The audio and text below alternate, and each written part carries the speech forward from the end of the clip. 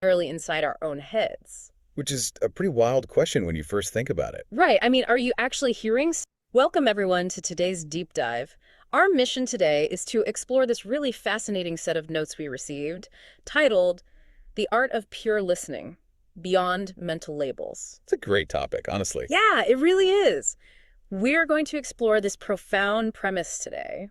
We're asking, is the real noise we experience every single day actually happening outside of us? Or is it happening entirely inside our own heads? Which is a pretty wild question when you first think about it. Right. I mean, are you actually hearing sounds or are you just hearing your mind's interpretations of those sounds? Okay, let's unpack this, Yeah. because I want you to imagine trying to watch a beautifully shot, completely immersive movie.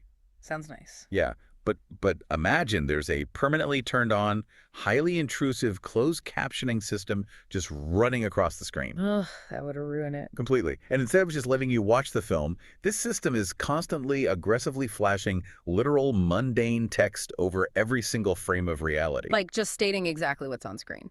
Exactly. And according to the source material we're looking at today, that is exactly what your brain is doing to your hearing every single second of the day. What's fascinating here is that the closed captioning analogy you just used, it hits the nail on the head perfectly, but it actually goes even deeper than just a surface level annoyance. How so? Well, it's a massive cognitive barrier, because this isn't just a quirky little detail about, auditory perception. The real stakes of this source material are about understanding how our brain's automatic categorizations, those relentless closed captions, actively rob us of our inner stillness. Right, because we walk around completely convinced that the world is just too loud. Exactly, we think our environment is chaotic. Mm. But the argument here is that the actual decibel level of the world is, well, it's largely irrelevant. Wait, really? The decibel level doesn't matter? Not as much as you would think. It's the mental commentary about the world that is actually exhausting our nervous systems. Wow. Okay, so before we can even begin to learn how to truly listen, we have to understand exactly what our brain is currently doing wrong, like every single second. Yeah, we have to diagnose the problem first. So, walking through the primary claim from our notes, it says that most people do not ever truly listen, like at all.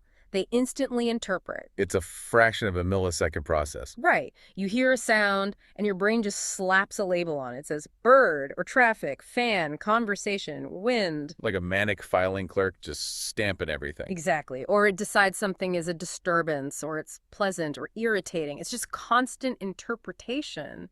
And that is what keeps the brain so active and restless. And, it's an incredibly energy-intensive process for your mind. You're metabolizing a massive amount of conceptual and emotional data every single time, say, a dog barks 3 blocks away. But okay, I have to offer a specific pushback here. Sure, go for it. Because when I read this, my first thought was, wait, isn't labeling a basic survival mechanism? That is the most common reaction, yeah.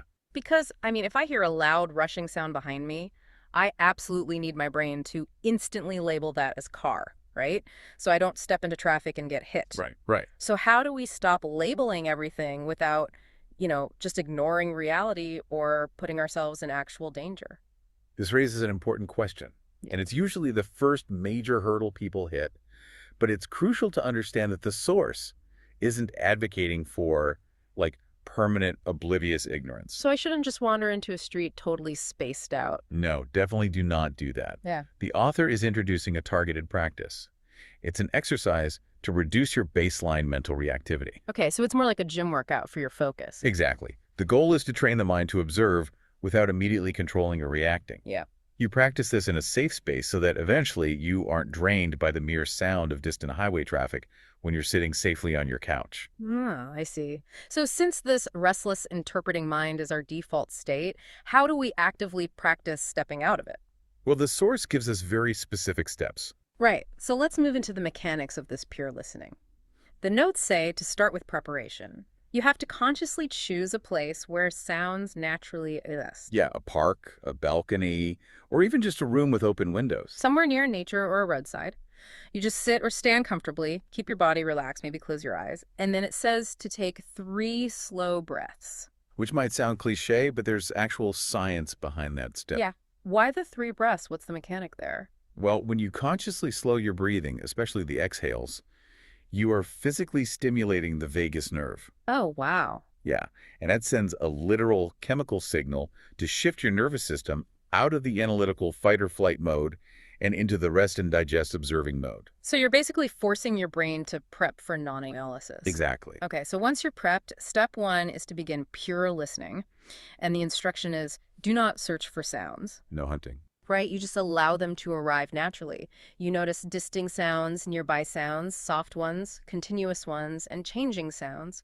You're just a completely passive receiver. Which is incredibly hard for us today because we are so conditioned to seek out stimulation and constantly analyze it. Totally. Which leads right into step two avoid labeling. Because the moment you sit there, your mind will inevitably say, like, people talking or construction noise. It just can't help itself. Right. And the source says when that happens, you just gently let the label go. But here is the incredible alternative the source provides for this step. I love this part. Yeah, instead of labels, it says to return to hearing only the raw characteristics. Say you listen for tone, vibration, rhythm, texture, distance, and movement. Just raw sensory data. It's like turning the annoyance of a busy city street into an abstract avant-garde symphony.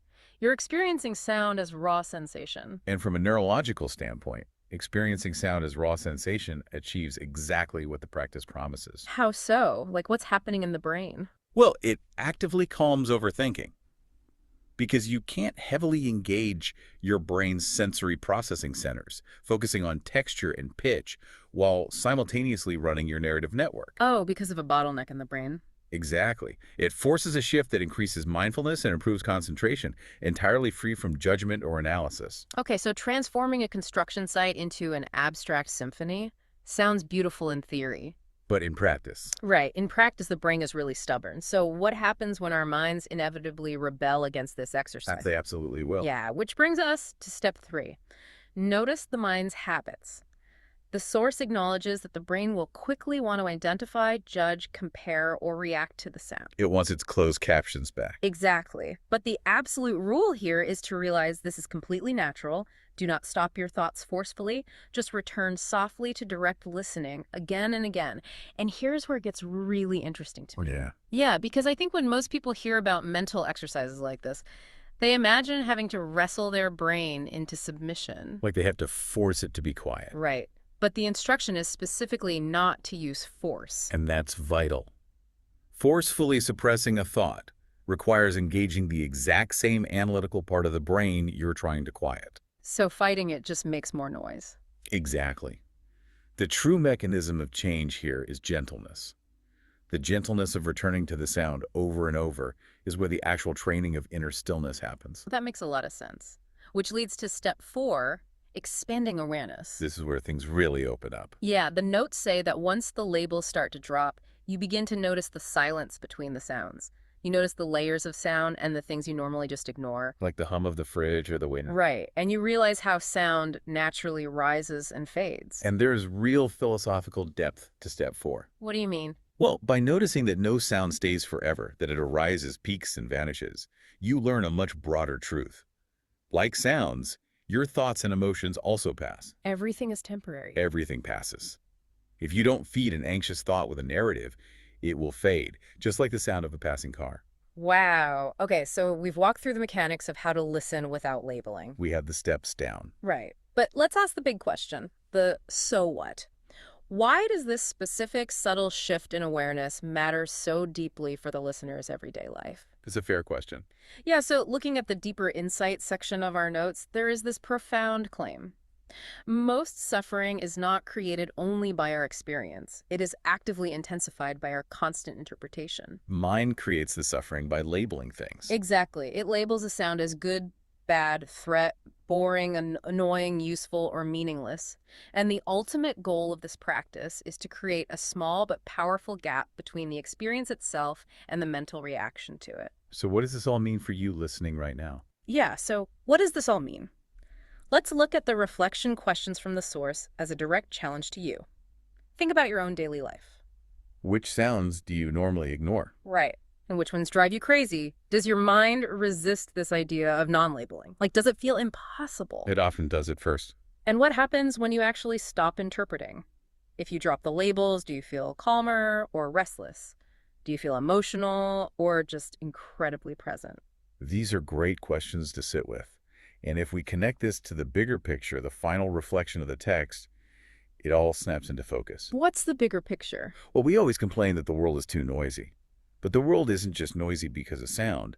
It's noisy because the mind constantly translates every experience into a commentary. The closed captions again. Exactly. Yeah. True peace begins exactly when that compulsive need to interpret stops. So, to summarize and wrap this up, the ultimate takeaway here is that peace is found in the gap between experiencing a sound and judging it. It's all about that gap. And there is a silent closing practice from the source that we really encourage you to try today. It only takes a minute. Literally 1 minute. For one final minute today, just sit and listen to everything without choosing anything. No preference. No preference, no resistance, just raw, vibrant awareness. Just let the sounds hit you. It can completely reset your day. But before we go, I want to leave you with a final provocative thought to mull over. Something that builds on this text but wasn't explicitly discussed. Oh, I like where this is going. Think about it. If our mind's constant labeling creates so much internal noise and suffering just by misinterpreting random inanimate sounds like traffic or birds, Right. how much is this exact same interpreting mind distorting the way we listen to the people in our lives? Oh, wow. That's a staggering implication. Right. Imagine the peace and the clarity that might come if you applied this pure listening technique and completely suspended your mental labels during your very next conversation. Just hearing the person without the closed captions. That's exactly something to try today. Thanks for joining us on this deep dive. We'll see you next time.